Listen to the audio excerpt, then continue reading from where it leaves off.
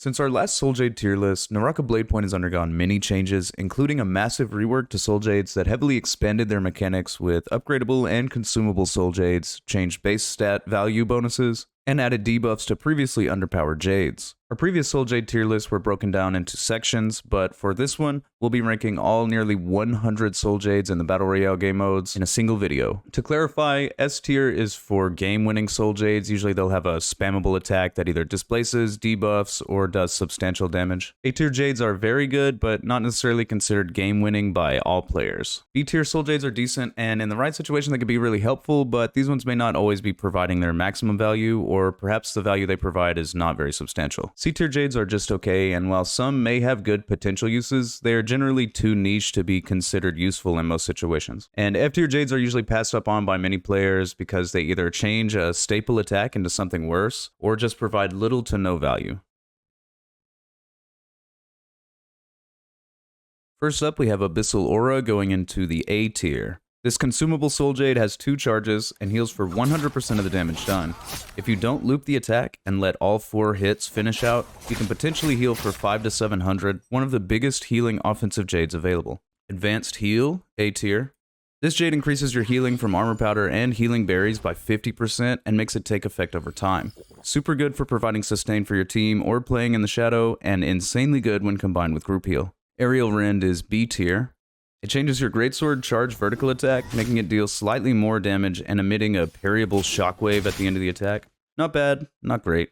Alchemy is also B tier. Eating fruit to gain melee resist up to the maximum amount in just 1 Jade gives Alchemy very good potential value. However, you will likely not get that much value from it unless you find it early in the game and you're already near a bunch of food. All Weapon Saps are going into the A tier. While these Jades help tremendously in 1vx outnumbered situations due to the incredible heal potential, you have to land a parry to get value from them, and that's probably the most inconsistent mechanic in the game. Armor Pierce is going A tier.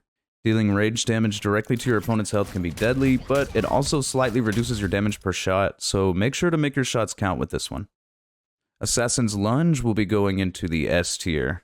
This is a game-winning Souljade for sure, changing the normal Soul Break into a faster attack with increased damage that can set up a ton of extra damage.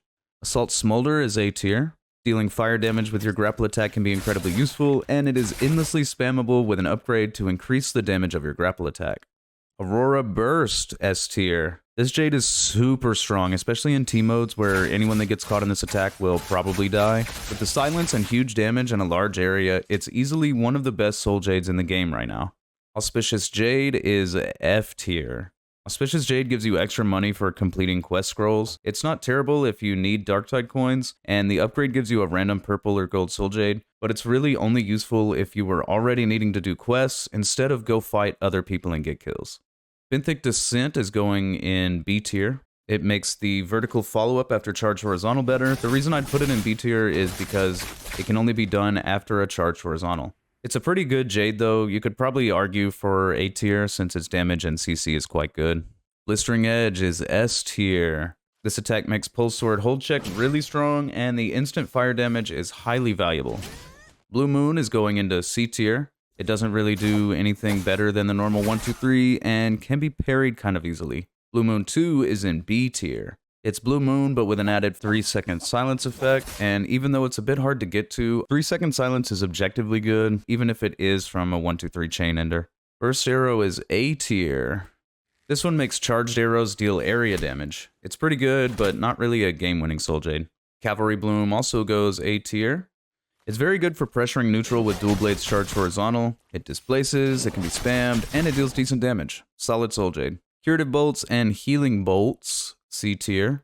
The repeater is already not a great weapon in most situations, and this Jade hardly provides any value. The upgraded Healing Bolts is also basically useless. Desperation is going in C tier. When under half health, this Jade gives a large attack bonus, but most characters won't be benefiting from this Jade very much, if at all. Detonating Rounds is S tier. Deto Rounds deals extra damage with stagger a few seconds after a charge shot. This attack can be dodged, which is actually good for the Deto Rounds user because it forces a dodge at a certain time, which can be taken advantage of. Dragon Roar is also S tier. Spammable gold-focused Jades are some of the best in the game, and this one is no exception. It can easily sway a fight in your team's favor, even with gray nunchucks in late game. Dragonlike Might is another S tier Soul Jade. This one displaces enemies heavily, deals lots of damage, and sets up even more confirmed damage afterwards. Dreadful Wail, S tier. This Jade can be used for effective movement or for heavy damage CC, and is kind of hard to parry for most players. Dual Circles is going C tier. The heal from this Jade is not substantial, around 300 to 400, and it activates on a 1-2-3, so not the easiest to get to. It's also consumable, so you only get to use it twice. Dual Ring, B tier. Another 1-2-3 Jade. This does a 3-second silence, and the attack is kind of nice as it knocks enemies up and away. Earthshaker is going into the A tier. While it can be parried at any time throughout the attack, it can also be cancelled, so a mindful user shouldn't be getting this Jade parried, and it deals incredibly high damage in a huge area while displacing enemies. Very good Soul Jade. Erudition and Spearstorm kinda sucks. F tier. The Erudition attack is too slow and easily parryable to be worth using, and you lose the spear's original charge vertical, which is quite useful since it deals its damage in a single attack. Explosive Armor, S tier. This consumable Jade only gets one charge because of how good it is. Whenever your armor breaks, this Jade activates and pushes everyone around you away, acting like a free defensive ability whenever you need it the most. Fire Arrows and Target Lock will be A tier. With this one, your charged arrows deal useful fire damage, and once upgraded, your arrows will temporarily prevent enemies from dodging. This Jade is incredibly useful, just maybe not game-winning. Flying Kick is B tier. Another 3-second silence 1-2-3 Soul Jade. Flying Kick can give you an edge in a fight in the right situation, but 1-2-3 silence Jades suffer from their design. If the silence comes from a charge attack, it's usually much better since you can silence an enemy before they have a good chance to use their ability. Focus Slide is an easy S tier. This Soul Jade is so good it's not even available in solos because of its insane potential. It's super hard to deal with since Focus Slide takes priority over any other blue attack. Pair this Jade with a heavy sword, and your team will have a much easier time dealing with any group of enemies. Follow the Recall. F tier. Trash Soul Jade. It's a nice idea, but I don't think this Jade makes much sense. It rewards you for dying only during the first shadow by spawning you with blue armor instead of gray. Usually if you die this early, the smart play is to leave the fight that you died in and go far away, preferably somewhere that hasn't been looted, somewhere where you will probably find blue armor and weapon right away. So unless you're running it back on your killer, this Jade really doesn't get you anything you wouldn't have on your own. Group Heal is A tier. This Jade is quite good in duos and trios on your team's support, as they can provide healing from a distance without needing to be in your line of sight or even close to you at all. When paired with Advanced Heal, this Jade can absolutely be game-winning. Heartstopper Kick is S tier. This Soul Jade silences on a charge attack and gives you a second chance to land your Dragon Slayer attack if you whiff the first one. Game-winning Jade for sure, but it gives itself away immediately by changing the spear's charging animation, so be careful. Hepta-Detach is going S tier as well. While the Hepta-Attack doesn't do a ton of damage, it does do a ton of healing and is quite hard to parry. The first time it's used in a fight is the most important. The opponent will not know you have Hepta until they see it the first time. Jabbing, another S tier Soul Jade. Jabbing is impossible to react to. Try to avoid engaging and hold checking against someone using the Soul Jade. The damage is dealt in one quick attack and it can be endlessly spammed. Juggernaut will go A tier. This one is good for snowballing, especially in the early game, to give yourself a substantial power spike for getting kills. The Juggernaut attack bonus is separate from your other Soul Jades, so having this fully stacked with extra damage Jades will have you hitting noticeably harder. Martial Art Hexa-Harmony Spear is A tier. The attack comes out pretty quick and does good damage with good displacement. It can be parried throughout the entire attack and can't be cancelled, so you need to be very mindful with this one. Martial Art Octa-Slash Blade is also A tier. It can be confirmed in combo and does decent damage with long CC, but it's only usable after a charged attack. Some would probably consider this an S tier Jade, and I would agree if it was easier to get to and maybe did more damage. Martial Art Shaolin Staff is C tier. A 1-2-3 Jade that doesn't provide silence or healing, can still be parried fairly easily, and can't be confirmed in combo is inferior by design. There's not really any redeeming qualities about this one, it's just not very good. Martial Art Tai Chi Fan can go B tier. This Jade does decent damage and confirms into itself. Maybe on a laggy player you can catch them multiple times in a row, but generally speaking this Jade is just kinda mid. Martial Art Will Form Hook is going in S tier. This one is insanely good. It doesn't say that it silences the target it hits, but whoever is caught in the Soul Jade's attack can't use a defensive ability to get out, and it lasts long enough for your teammates to charge a focus attack and kill your target. Merciless Havoc is S tier as well. The spammable gold focus attack has great range and damage, lifts enemies up, and displaces them greatly. There is no denying that this is a game-winning Soul Jade. Meteor goes S tier. Meteor makes landing cannon shots from far away easier than ever before, and cannons in a small final circle can provide incredible value. Mortal Defiance is A tier. If your HP reaches 0, the Jade saves your life and gives you a nice heal. Pretty straightforward, and now instead of going away, it turns into a melee resist Jade. Nether Step, B tier. While this Jade can be really nice for mind gaming opponents, it is by no means a game-winning Soul Jade and doesn't actually do a lot for you on its own. It's up to the user to get good value out of this. Ocean Parter will be in F tier. This Jade changes the staff's lunging horizontal out of Stanchion and honestly just makes it worse. Without the Jade, you can use Stanchion's horizontal lunge attack for protected movement or to easily close the gap. But Ocean Parter makes the horizontal a short-range blue focus attack that can be parried. Overlord is B tier. It's a pretty solid Jade for what it does, but it's not really game-changing. It makes heavy swords always go to stage 3 stone form, so you'll get maximum damage out of every stone form release, but releasing stone form blue attacks is a 50-50 at best, so be careful with this one. Phoenix Blast, A tier. As cool as this Jade is, it hardly increases the damage from the original charge attacks, but it displaces the enemy in a much better way, and the animation changes, so the enemy will know you have Phoenix Blast and will likely look to parry it. Poison Splash goes right down to the F tier. It only rewards you for dying, and while it does do a substantial amount of HP damage, it's just not worth taking over a Jade that will prevent you from dying in the first place. Pride's Fall is A tier. It does good healing and damage on a spammable move that controls an enemy for a moment. The only real downside is that you have to charge a 2.0 for it. Quick Charge and Thunder Call can go in A tier. This Soul Jade makes your pistol shots charge faster and silently, but slightly reduces charge shot damage. The reduced damage doesn't matter much, and this Jade still increases your DPS, and even more so once it's upgraded to Thunder Call. Rampage is A tier. Rampage changes your Hung Sword charge vertical attack, giving you a 2-hit attack with purple focus that has access to Shadow Step. The damage increase from this Jade is decent as well. Razor Swift also goes A tier. For this one, I think it can be game-winning under the right circumstance, but using this Jade is usually not substantially different from doing regular Neja's Might, but the possibility to suck multiple enemies in for a team attack is very nice. Repair Roll, B tier. Repair Roll is often slept on. It can be really good because it allows you to keep pressure on a ranged encounter despite emptying your whole load. It also gives you access to a free roll dodge with iframes that doesn't cost stamina. Ripple Step and Phantom Step is going in the A tier. This can be used to counter Viper ults and is generally quite useful as a defensive Jade since it throws off melee aim assist and makes you a harder target. This is especially good for a support in trios or for slipping away from a multi-party fight.